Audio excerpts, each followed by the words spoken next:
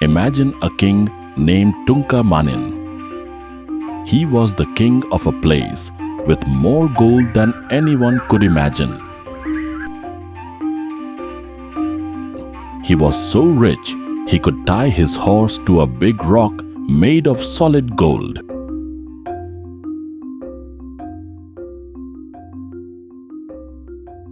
Merchants traveled far to meet the great king Tunka Manin, the powerful king of Wagada.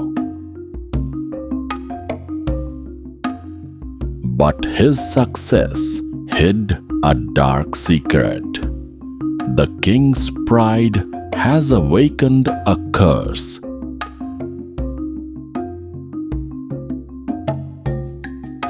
And the gods were watching. This is the story of the last king of gold. 1,000 years ago, in the heart of West Africa, there rose a kingdom unlike any other, Ghana, the land of gold. King Tunka Manin ruled the Ghana Empire during its height in the 11th century and was known for his luxurious court and military prowess.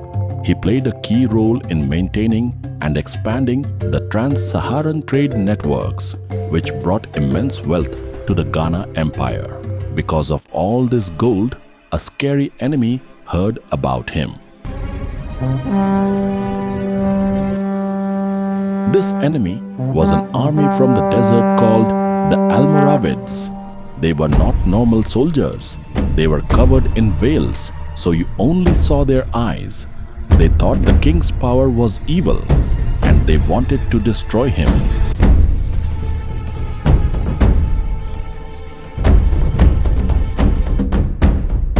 So, the king sat on his throne, surrounded by all his gold. But his gold was like a bright light that attracted these dangerous men. The very thing that made him strong was the thing that was bringing his enemy to his door.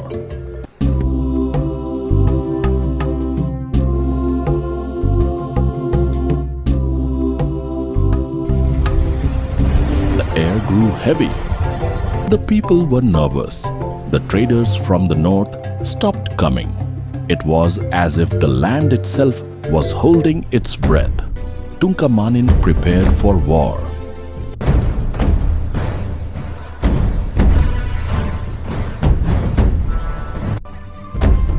He gathered his great army of soldiers with golden shields. They marched out to meet the veiled men in the desert. It was a clash of two different worlds, the Golden King against the desert preachers.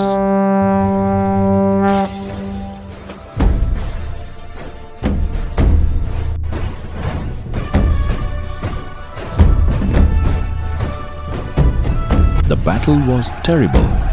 The sun was hidden by dust and the smoke of fire. The king's soldiers fought bravely, their gold glittering in the dim light. But the veiled men were like ghosts, fighting with a wild fury that seemed unstoppable. Tunka Manin's armies fought bravely.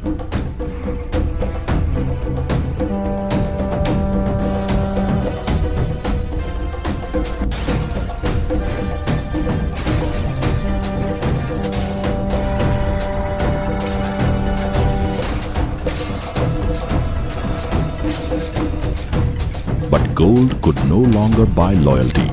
The traders fled, the priests hid, and the king himself disappeared into the dunes, carrying a single golden chest.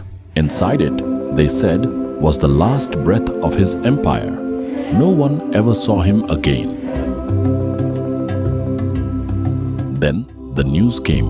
The veiled men had attacked a nearby town. They showed no mercy. They came with a fierce belief in their god and a hatred for the king's ancient magic and his golden idols. Tunka Manin's great power was broken. The storm he felt coming had finally arrived. His kingdom, which had stood for centuries, began to fade away, swallowed by the desert sands. Centuries passed, and travelers began to speak of a golden figure wandering the desert at dusk, a man cloaked in light whose footsteps left no trace. They said it was Tunka Manin, cursed to guard his gold for eternity. Even today, near the ruins of Kumbi Saleh, locals refuse to dig for treasure. At night, they hear the jingling of golden bracelets under the sand and a voice whispering, "Gold never dies. It only waits."